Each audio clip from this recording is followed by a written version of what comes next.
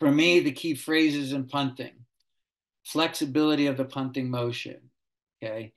I need full swings, a pendulum swing from the heel to the butt, and the butt through the ball, the foot through the ball, and then knee into the nose. We'll talk about that. So flexibility is critical. I like to coach a two-step punter. While a three-step punter sometimes feels more comfortable and they get to maybe, a little higher or something, in high school and especially in college when the guys are so much faster, I want to get a right-footed punter going right, left, and getting the ball off. And the results of these guys are getting the same amount of distance and the same hang time. So it's very important.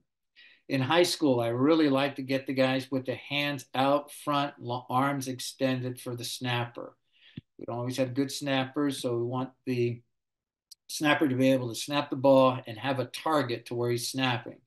College guys like to keep their arms down. That's okay. They've gotten many more reps. Snappers are very accurate. I still even encourage them to have the hands out in front so you catch it, fix it, get into your punting motion, and go. The drop, I like it initiated about the belt line. I like the arm position that the elbow will touch the hip. That, as you bring the ball up, aligns it right over the right leg. Too many times punters feel comfortable, they move the ball into the middle of their body, they're going to swing across the body. So I like that to be over their right leg. Recoil height, that is called heel to butt. I don't want them shortchanging that, okay? We need to get the heel back to the butt, snapping it into the ball. And I talk about a clock and a pendulum swing. As I come through from that right butt cheek through, I want them finishing up through the right eye. I don't want them finishing across the ball to the left eye or left shoulder and slicing across all the way through. We're going to finish over the right eye, and I say to them, the knee must hit you in the nose. So I'll have a little trick that they line up while they're drilling. They have to touch their knee and touch their nose right before they punt. And that reminds them, I have to get a full swing through. And additionally, I like them exploding off their left foot.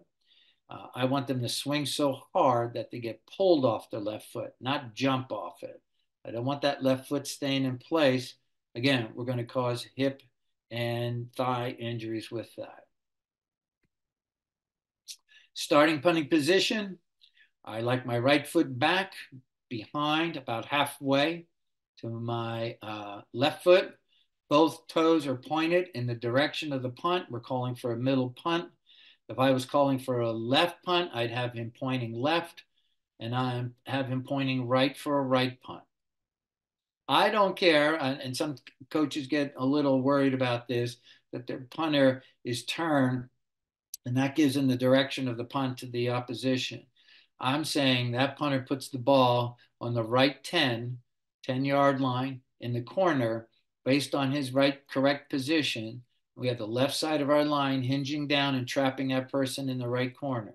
So it's going to work better that way instead of him starting out in the middle and quickly turning his steps to the direction that that coach wants the punt to go. Here's my target position. I like nice long arms, about chest high. The thumbs are together and the forefingers together. I get a triangle. That's going to give my snapper a target position. As the ball is traveling, he's going to catch. I call it fix, get into your fixed position, and then we go. How do I get that ball to line up properly? I always start off with telling them, shake my hand. I get a nice long arm. If they have their arm bent slightly, that's okay. But if they have a half bent arm, then I illustrate to them that they're going to have a half bent leg. Okay, so a long arm creates a long leg for a full swing through. Various grips. I like to get the fingers underneath the ball, the thumb on the top. Good position. Some like taking a side twist or side hold, whatever's going to feel comfortable and work the best. And we figure that out when we drill and how do we drop. Naturally, the ball's turned a little bit left to right with the objective of the front tip hitting the big toe and the back tip hitting the ankle, outside ankle, so that we get a full foot into the ball.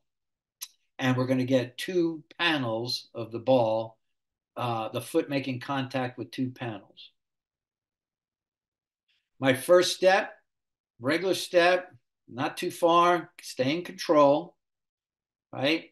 My left arm, again, goes to 9 o'clock. Nice, long, extended arm, getting ready to swing, drop the ball.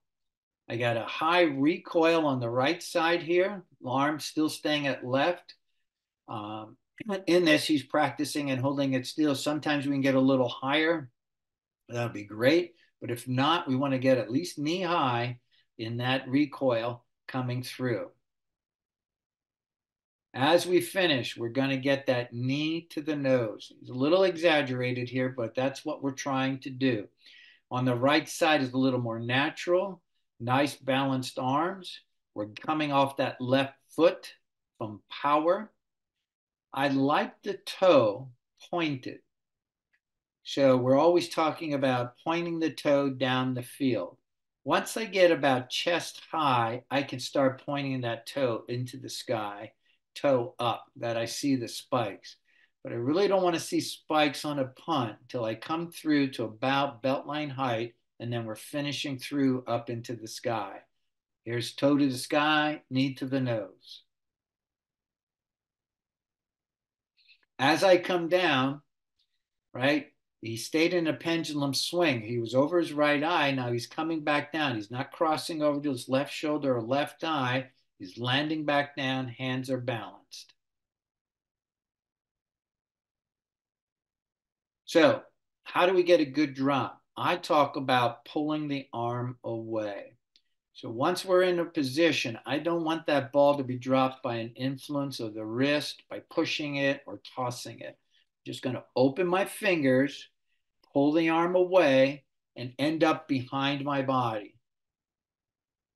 Notice also when we do the drop, I'm not having him drop and go down and catch. I don't like guys that are going to go down, drop, and catch. You miss the whole point of the drop. He's staying in place. He watched the drop. Did the drop go down nice and flat and turn? Okay. His eyes remained on the laces and followed the ball down to the ground. Now we're going to put that all together. Notice also we're training over the yellow line. We're always staying on a line so that we can monitor our pendulum swing. As we get ready to punt, the ball's in the right hand. We're going to spin it. We're going to simulate a snap. We're going to catch and fix and go through the punt.